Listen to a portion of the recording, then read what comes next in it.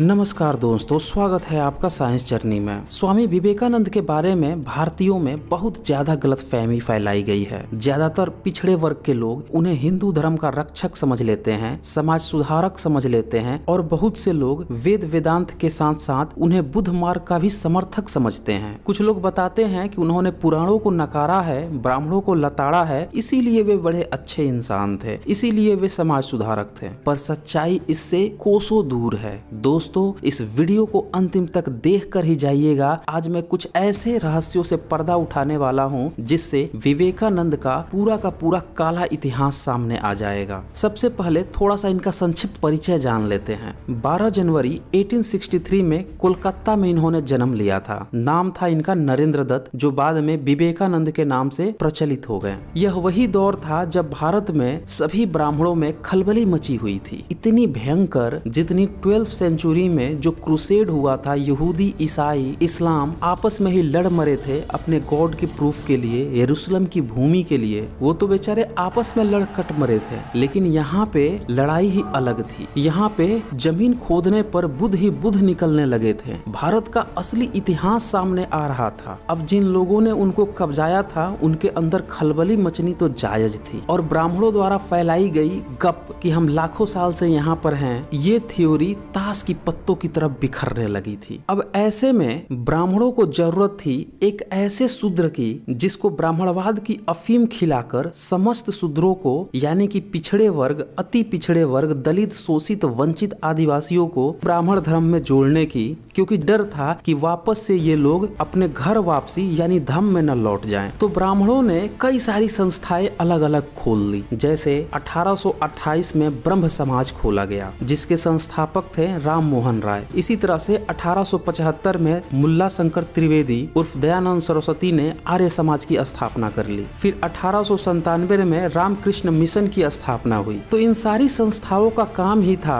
कि जो शूद्र वर्ग है, पिछड़े अति पिछड़े वर्ग है, उनके बुद्ध धर्म में घर वापसी करने की बजाय ब्राह्मणवाद में खींच कर लाना। और इसमें तुरुप के इक्का साबित हुए विवेकानंद, जो कि रामकृष्ण मिशन को आगे बढ़ाएं। अब आप सोच रहे होंगे कि मैं विवेकानंद को बार बार शूद्र क्यों कह रहा हूँ। तो विवेकानंद कायस्थ फैमिली से थे, और आपको मैं जानकारी के लिए बता दूं कि कायस्थ फैमिली शूद्र वर्ग में आती है। अगर आप व्यास स्मृति पढ़ें तो वहाँ पे साफ साफ लिखा है कि कायस्थों को देखते ही सूर्य की तरफ देखने लगना चाहिए, और अगर उनसे बात हो जाए तो फिर नहा धोकर ही घर में जाना चाहिए। उनको शूद्र से भी नीचा माना गया है। ऐसे में कायस्थ नरेंद्र दत्त उर्फ विवेकानंद को अपना शिष्य बनाकर ब्राह्मण रामकृष्ण परमहंस ने जैसे अंधेरे में दिया जला दिया था। पहले तो यह प्रचारित किया गया कि नरेंद्र नास्तिक था, फिर ब्राह्मण रामकृष्ण परमहंस से मिला और उसे पत्थर की एक प्रतिमा को, जिसे वो दुर्गा कहता था, को खीर खिलाते देखकर आस्तिक बन गया। यानी कि विवेकानंद की एंट्री ही पूरे ब्राह्मणवादी तरीके से प्रचारित की गई, और विवेकानंद का टारगेट रखा गया ये बुद्धिज्म का ब्राह्मणीकरण कर दे। और विवेकानंद इस पर पूरी तरह से खरा उतरा। उसने पूरे तन मन धन से बुद्ध मार्ग को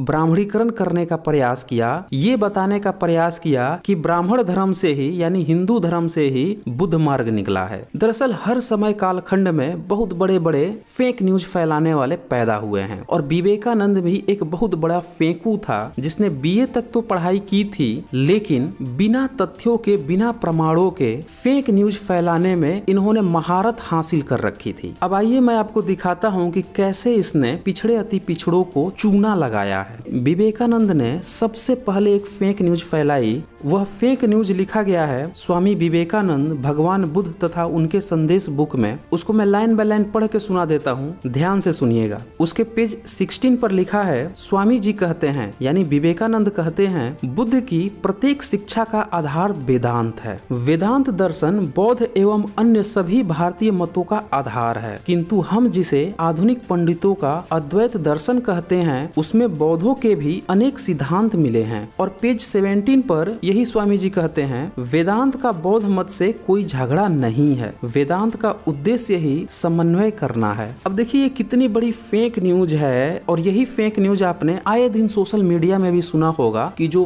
अंधभक्त होते हैं वो यही प्रचारित करते रहते हैं कि बुद्ध मार्ग भी हिंदुइज्म की ही शाखा है। और ये फेक न्यूज किसने फैलाई थी? इसी विवेकानंद ने। अब आइए मैं इसकी फैक्ट चेकिंग भी कर देता हूँ। सबसे पहले तो अगर आपने मेरा वीडियो 129 देखा होगा तो आपको ये बात क्लियर पता चल गई होगी कि ब्राह्मण धर्म का कुछ भी सबूत नहीं मिला है बुद्ध मार्ग से पहले। दूसरी बात कि आज तक कोई स्कॉलर भी यह बात साबित नहीं कर पाया कि बुद्ध से पहले वेद वेदांग थे। हवा में बातें चलती हैं, सबूत नील बटे सन्नाटा है। अब अगर एक पल के लिए इन बातों को दरकिनार भी कर दूं तो भी इससे साबित हो जाएगा कि बुद्ध मार्ग वेदांग से ठीक उल्टा है, इनका आपस में कुछ लेना देना ही नहीं है। अब डॉक्टर सुरेंद्र अज्ञात ने एक बड़ी अच्छी